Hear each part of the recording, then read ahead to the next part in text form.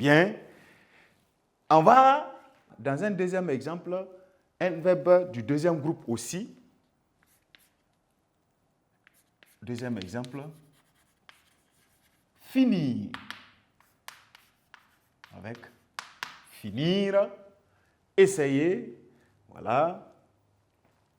D'aller avec que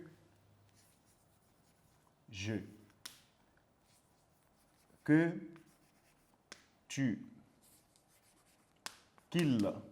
N'est-ce pas? Ou. Qu'elle. Et séparer ainsi, avoir que nous, que vous, et enfin qu'il ou qu'elle. Voilà. Et on va fixer, n'est-ce pas, la base de la racine qui nous permet d'aller avec toujours la propriété sur la base du passé simple. Et c'est maintenant que vous découvrez qu'en réalité, cette règle-là, son avantage, ou disons, elle a été construite avec tous les avantages donnés au verbe du deuxième groupe. C'est eux qui marchent très bien avec la racine du passé simple. Parce qu'au passé simple, quand vous allez conjuguer le verbe fini, je change de craie, vous allez avoir que je, sinon, au passé simple, vous avez je finis, n'est-ce pas, avec IS, que je mets en bleu. Tu finis, n'est-ce pas, IS aussi. Il ou elle finit. Donc, vous voyez,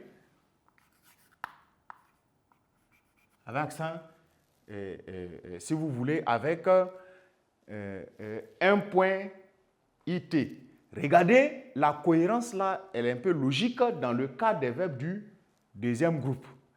Voilà pourquoi, imaginez, en partant sur la racine des verbes du deuxième groupe, fini avec S. S'il y avait un dédoublement de S ici, c'est-à-dire Sion, systématiquement, si quelqu'un veut appliquer la règle, s'il vient dédoubler les S là ici, vous allez avoir 3 S dans, voilà, que je finisse. Vous voyez, que je finisse. Là, ce ne sera pas, voilà, tout à fait intéressant.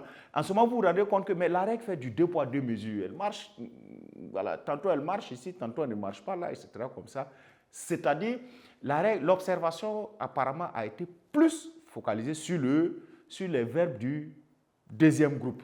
Mais ça n'empêche pas que dans les verbes du premier groupe, il y a une certaine remarque. Le pourcentage n'est pas très élevé sur, n'est-ce pas, le succès, la réussite de la règle là-bas, mais ça n'empêche pas que ça marche toujours aussi avec les verbes de cette catégorie-là.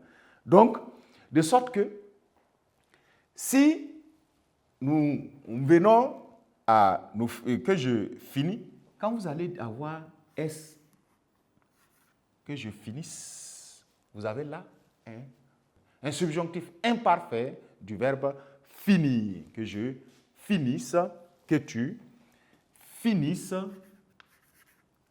qu'il ou qu'elle va apporter sa marque personnelle pour venir faire la différence, parce que n'oubliez pas, lui, il y a dans sa terminaison la circonflexe été. Donc, fini qui est là, à peine si on a remplacé le point par l'accent circonflexe, on a totalement ou automatiquement un temps du subjonctif imparfait. Je vais le mettre en rouge parce qu'il est le seul particulier. Donc, je finisse. Vous voyez, vous allez avoir que nous finissions. Voilà. Ici, que nous finissions.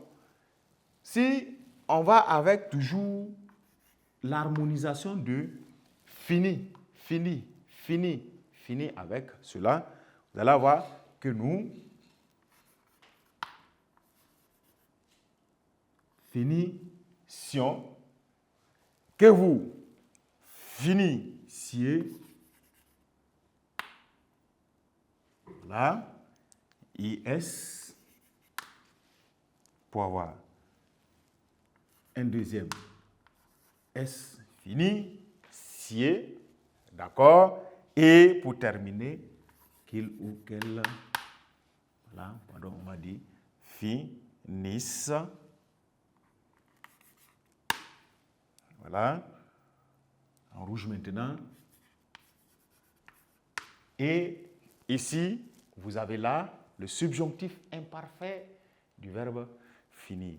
Observation principale. Regardez. Les verbes du deuxième groupe ont apparemment, hormis à la troisième personne du singulier, la conjugaison identique au subjonctif présent. En conjugaison, c'est comme ça qu'on fait pour retenir les choses. Parce que vous avez à un moment donné l'impression que, tiens, les règles là sont plus ou moins aléatoires. Elles ne sont pas aléatoires. Il faut parfois observer simplement. Il faut remarquer un fonctionnement, un changement des verbes là. Certes, les changements, ils sont nombreux et très petits parfois.